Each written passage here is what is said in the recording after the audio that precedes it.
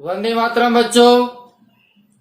पिछले वीडियो में हमने अध्ययन किया था प्रसवर्ण संधि का। आज हम प्रसवर्ण संधि के दिए गए उदाहरणों को पूर्व में हल करेंगे। इसके उपरांत आज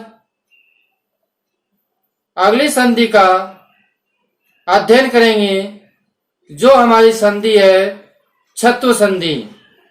छत्व संधि का अध्ययन करने से पूर्व हम प्रसवर्ण संधि के कुछ उदाहरणों को देखते हैं।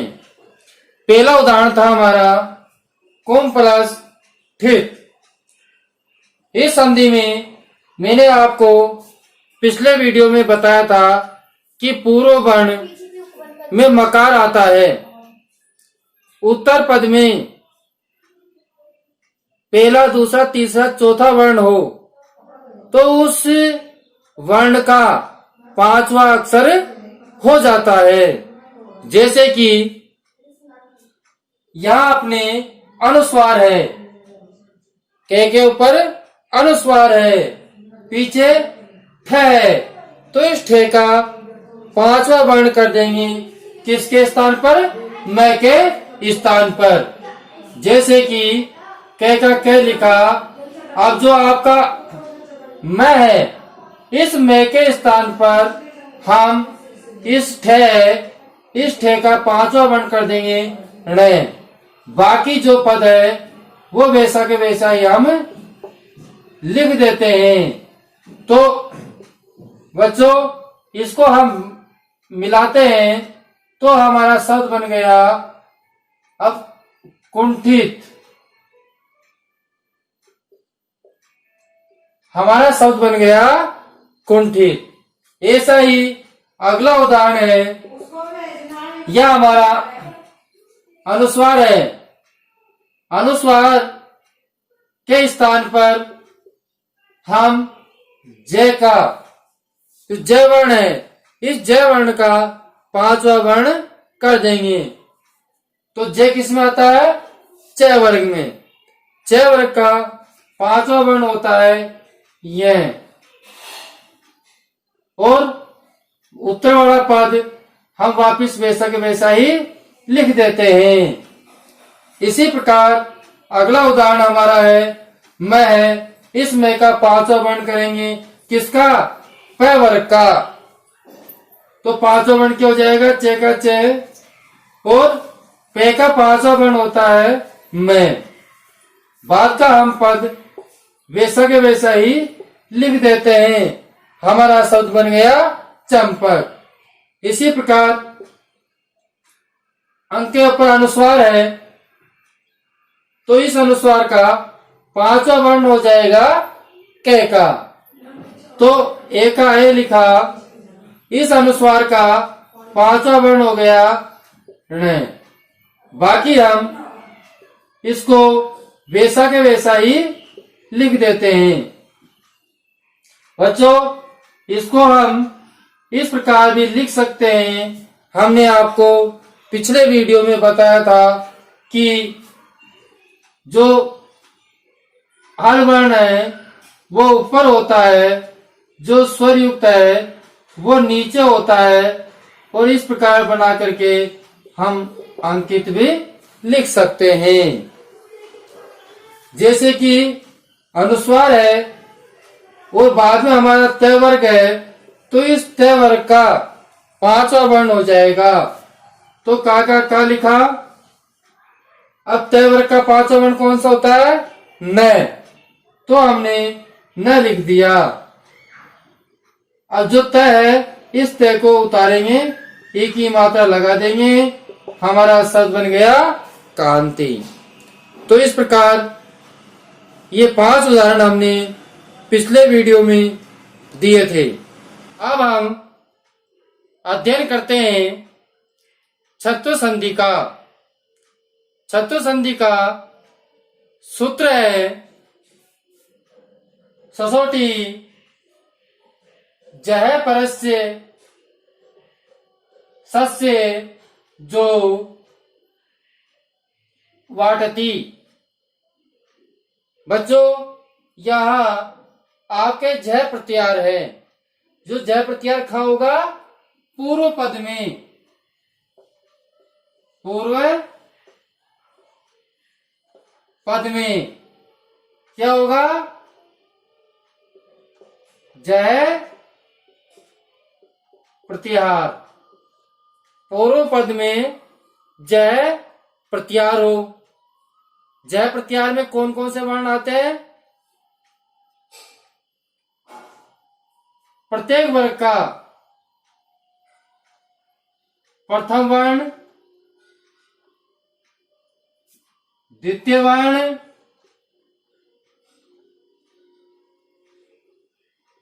तृतीय वर्ण और चतुर्थ वर्ण। ये जय प्रत्याहार में होते हैं। उत्तर पद का पूर्व वर्ण, जो उत्तर पद है, उत्तर पद का पूर्व वर्ण क्या हो? स हो। उत्तर पद का पूर्व वर्ण क्या होना चाहिए? स होना चाहिए।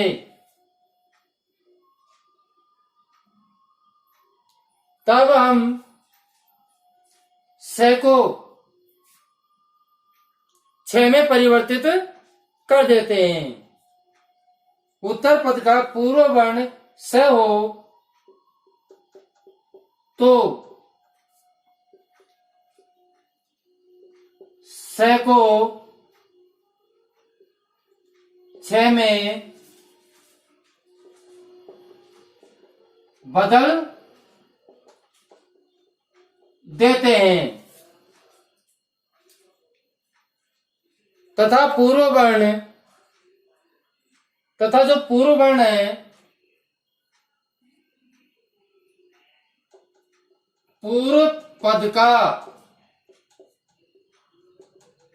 अंतिम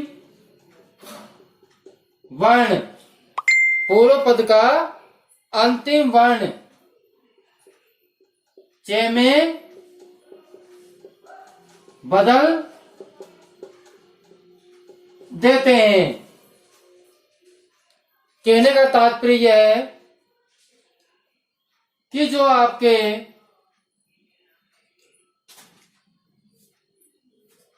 त है और जो स है, पूर्व पद का त, उत्तर पद का स, इस ते का परिवर्तन च में कर देते हैं और इस से का परिवर्तन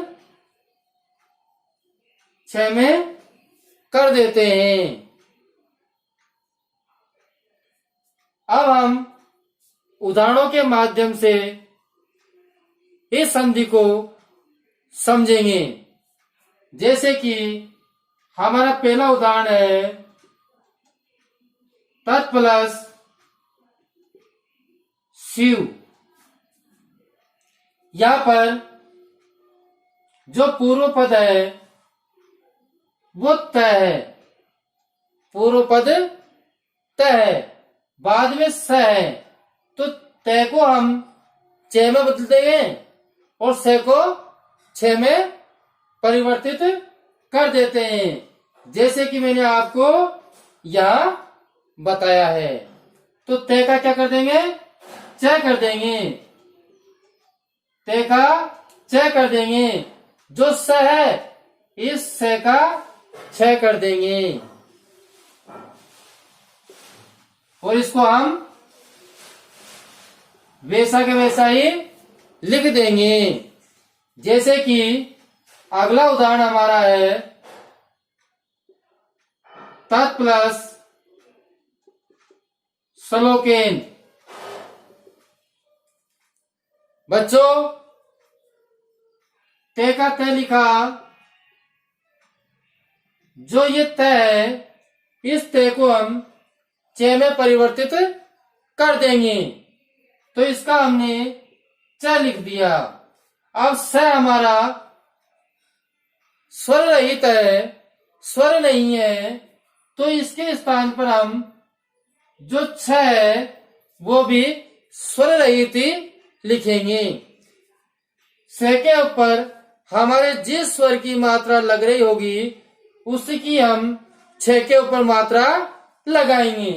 नहीं लग रही है तो नहीं लगाएंगे, बाकी हम वैसा के वैसा ही लिख देते हैं।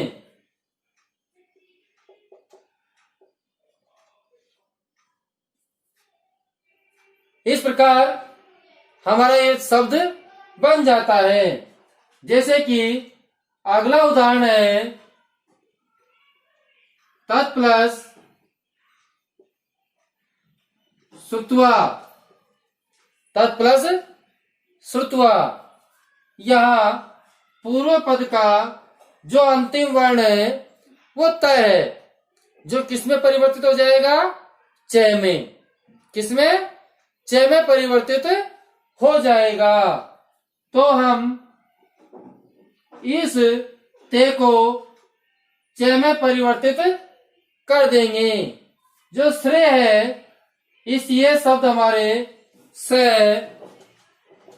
प्लस रे से बनता है। अब हम जो इसका से का छ कर देंगे, जो री है इसको छ के नीचे लगा देंगे और हमारा शब्द बन जाता है तत् श्रुत्वा। इसी प्रकार अगला उदाहरण है हमारा तत् प्लस शिव। तत् प्लस शिव। अब यहां ते का त लिखा, इस ते का क्या हो जाएगा? च हो जाएगा। जो स है, से का छ हो जाएगा। ई की मात्रा लगी हुई है, इसीलिए ई की मात्रा लगा देंगे। इसी प्रकार हमारा अगला उदाहरण है सत प्लस शील। सत प्लस शील। तो स का स लिखा, यहां च त है, इस ते का क्या कर देंगे? च कर देंगे। ते का, इस ते का च हो जाएगा। जो आपका स है, इस से का छ कर देंगे। से का क्या करा? छ करा, तो छ लिखा। ई की मात्रा बड़ी है तो बड़ी ई की मात्रा लगा देंगे।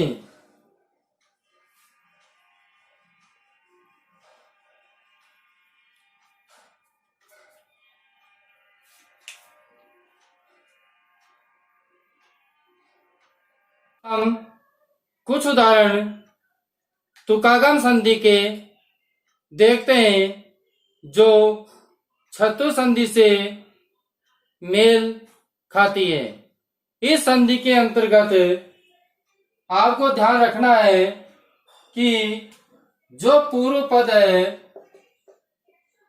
पूर्व पद में स्वर हो, बाद में अगर छ आता है,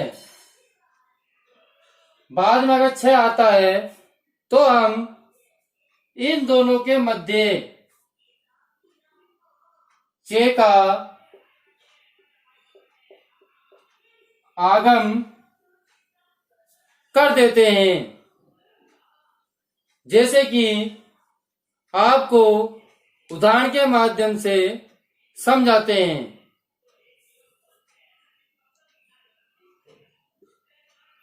वृक्ष प्लस छाया। वृक्ष प्लस छाया। तो यहां पर आपके आकार है, तो हम बाद में छ, तो इन दोनों के मध्य चे का आगम कर देंगे, जो हमारा शब्द मध्य में इस प्रकार बन जाएगा। जैसे कि वृक्ष, अब चे का क्या कर देंगे, तुकागम, चे का आगम कर देंगे, तो चे लिख देंगे। बाद वाला जो पद है उसको हम यथावत वैसा के वैसा ही लिख देते हैं। जैसे कि अगला उदाहरण है स्वर प्लस छंद, स्वर प्लस छंद। अब से का स लिखा, व का व लिखा और र लिख दिया, और यहां पर हमारे चे का आगम हो जाएगा, तो हमने चे लिख दिया और बाद में छंद लिख देंगे, तो हमारा शब्द बन गया स्वर छंद। इसी प्रकार अगला उदाहरण है